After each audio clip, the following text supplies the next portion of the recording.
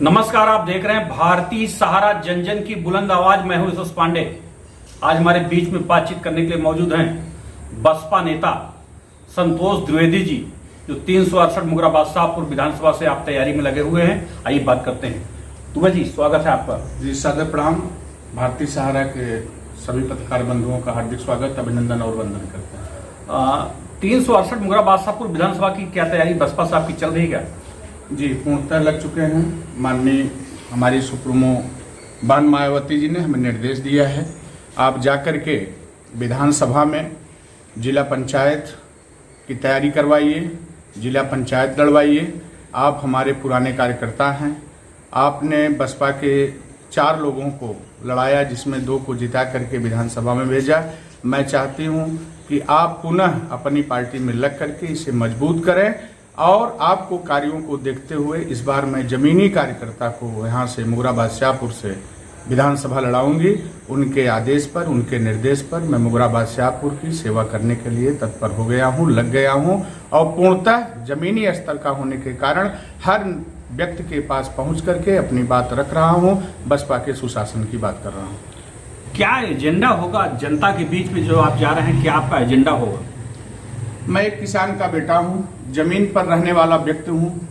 मेरे पास धनबल नहीं है, लेकिन शिक्षा क्षेत्र में रहने के कारण जब धनानंद जैसे निरंकुश शासक पैदा हो जाएंगे, जो अपने धन के आगे किसी व्यक्ति को नहीं समझेंगे, तो मैं चाणक्य बनकर के ऐसा चंद्रगुप्त का निर्माण करूंगा जो कि इस मुगराबाद शाहपुर की अच्छी दिशा और दशा बदल सके।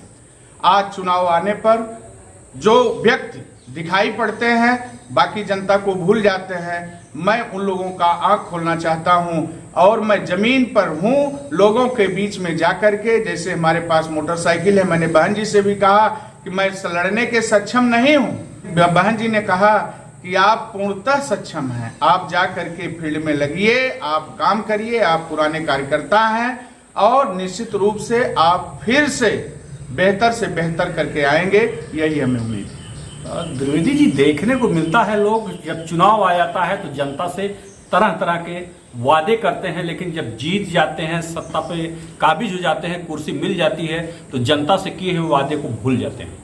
जी, पूर्णतः इसका मैं भुक्तभोगी हूँ। मैं पिछले विधानसभा में, हमारा एक शिष्य है, हमने उसको विधायक बनाया और आज समस्या ये हो गई है कि आज कार्यकर्ताओं का फोन नहीं उठाता है। आज जिस दम पर, जिसके सहारे पर, जिस सिंबल पर वो विधानसभा पहुंचे हैं, उस सिंबल को भूल गए हैं, लोगों को भूल गए हैं, पार्टी के एजेंडे को भूल गए हैं। तो ऐसे व्यक्तियों का आंख खोलने के लिए, उन्हें फिर अर्श से फर्श दिखाने के लिए आपका बेटा, आपका सेवक, जमीनी व्यक्ति इस बार मैदान में है। विधायक बनने के बाद पहला कार्य क्या करेंगे विधानसभा क्षेत्र में? विधायक बनने के बाद सर्वप्रथम कमीशन मुक्त कार्य होगा। विधायक यहाँ की मुगरा की जनता होगी। मैं उस परिवार से ताल्लुक रखता हूँ, उस ब्लड से ताल्लुक रखता हूँ, उस प्रेमपुरा की धरती से ताल्लुक रखता हूँ, जहां पर 170 रुपए के खर्च करने पर विधायक बन गए हैं। मैं उस परिवार से ताल्लुक रखता हूं, उस खानदान से ताल्लुक रखता हूं। रक्षाबंधन आपके सामने है, ऐसे मौके पर क्षेत्र की जनता को क्या संदेश दे रहे हैं? रक्षाबंधन के मौके पर मैं सभी क्षेत्रवासियों से यही कहूंगा, इस बार बहन तो भाई के हाथ में रक्षा बांधती ही है। अपने क्षेत्र की रक्षा कैसे हो? रोड नहीं बन रही है, पैसा निकल जा रहा है, ऐसे ऐसे ठेकेदार हो गए हैं, ये ठेकेदार को कौन पाल रहा है? तो यही कहना चाहूंगा सभी जनता जनार्दन मुगराबाद शाहपुर से कि इस बार अपनी रक्षा, अपनी सुरक्षा का जो है संकल्प लेकर के आप एक किसान के बेटे को, एक जमीनी स्तर के बेटे को और एक धरातल पर रहने वाले व्यक्ति को चुनाव जिता करके मुगराबाद शाहपुर भेजें, लखनऊ भेजें, जिससे आपके साथ समुचित न्याय हो सके, कोई दिखावा नहीं हो सके। ऐसे ऐसे व्यक्तियों को देखता हूं, किसी गरीब के घर 3 फॉर्च्यूनर 4 गाड़ी भर के चले जाते हैं और उसकी क्षमता और दक्षता भी नहीं समझ पाते हैं कि वह व्यक्ति लोड उठा पाएगा कि नहीं उठा पाएगा। तो मैं तो ये कहूंगा, मैं मुगरा का सेवक हूं।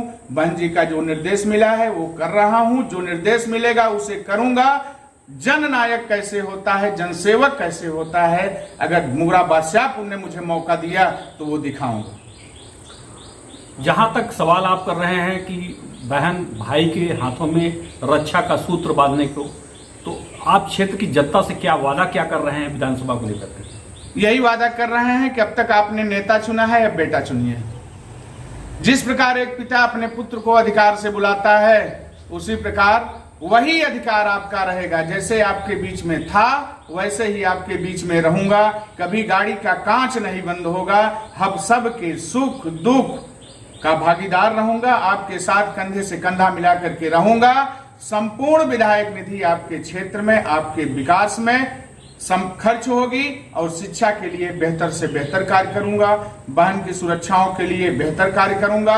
हर प्रकार से जितना भी हो पाएगा, सुबह से लेकर के शाम तक, केवल बस ये दिखाने के लिए कि परिवर्तन ही संसार का नियम है और परिवर्तन होगा। और अब जमीन पैसे वाले लोग सत्ता से दूर जाएंगे और कार्यकर्ता और जमीनी स्तर के लोग आगे बढ़ेंगे। युवाओं के लिए क्या आपकी सोच है? युवाओं के लिए मैं यही कहना चाहूंगा कि आप लोग मन लगा करके पढ़ें। वैकेंसियां कम निकलती हैं, लेकिन अगर आपके अंदर प्रतिभा होगी, यदि आपके अंदर लगन और विश्वास होगा, मेहनत करने का मद्दा होगा, तो निश्चित रूप से एक दिन सफलता आपके कदम चूमेगी। शिक्षा को लेकर के, युवाओं को लेकर के बेहतर से बेहतर उनके बीच में जाकर के सारी समस्याओं का समाधान करते हुए युवाओं की भरपूर टोली। मैं तो ऐसा व्यक्ति हूं, मेरे साथ केवल 25,000 युवा चलेंगे। आज सुजानगंज क्षेत्र में 26 साल 27 साल से शिक्षा क्षेत्र में कार्य कर रहा हूं। जिस ओर लोग कहते हैं जिस ओर जवानी चलती है उस ओर जमाना चलता है। हमारे तो 25,000 शिष्य केवल युवा झंडा लेकर के हमारे साथ चलेंगे, आने वाले समय में दिखाएंगे। भारती सहारा से बात करने के लिए आपका बहुत बहुत धन्यवाद। सादर प्रणाम, अभिनंदन। आपसे निवेदन है, आपसे विनती है कि निश्चित रूप से आप इसे प्रसारण करें, लोगों के पास जाए, क्योंकि क्षेत्र लंबा है लेकिन समय भी है। मैं हर दरवाजे तक, हर क्षेत्र, हर गांव, हर व्यक्ति के पास पहुंचूंगा और उनसे सहयोग की पूर्ण आशीर्वाद प्राप्त करूंगा। धन्यवाद।